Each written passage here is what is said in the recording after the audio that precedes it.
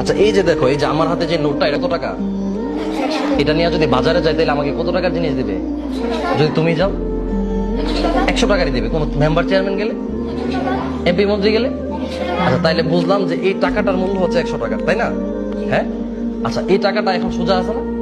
আমি যদি এই টাকাটাকে নষ্ট করি, একদম ভেঙে ফেলি, এখন টাকাটার মূল্য কত আছে?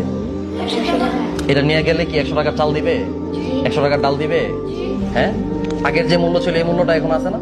এটা যদি পানিতে চুবাই তারপর শুকাই নিয়ে যায়, তখন কি এটার মূল্য কমবে?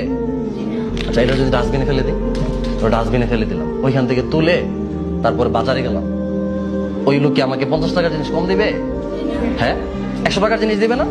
তাহলে সামান্য একটা টাকাকে তুমি যতই আঘাত করো, মুচড়াও, বলটাও, ভেঙে ফেলো, নষ্ট করে ফেলো, এই টাকার ভ্যালুটা যদি না কমে, তাহলে তোমাকে আমাকে কেউ একটা কথা বলে, একজন মোটো বলছে, আমার ক্লাসের এক ছাত্র, সে মাগরিবের আগ পর থেকে আসার আগ পর্যন্ত পড়ে নাই, সে কান্নাকাটি করতেছে, তার শরীরকে কোনো দিকে কমে গেছে?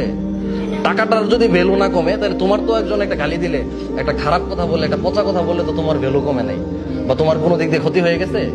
তাহলে তার কথাটা নিয়ে তুমি কেন পড়ে থাকো? তুমি যে কাউসার ছিল সেই কাউসার তো পরেও থাকবা। একজন একটা কথা বললে তুমি কোনো দিকে ক্ষতি হয়ে গেছে, তাজিমের দিকে কোনো দিকে লস হয়ে গেছে? হ্যাঁ। তাহলে কেউ কিছু বললে শোনা যাবে? হ্যাঁ। একটা কথা মনে রাখবা সবসময়, মানুষ তুমি সফল হওয়ার আগ পর্যন্ত তোমাকে সফল হইতে দিবে না, আর সফল হওয়ার পরে তোমাকে সফল থাকতে দিবে না।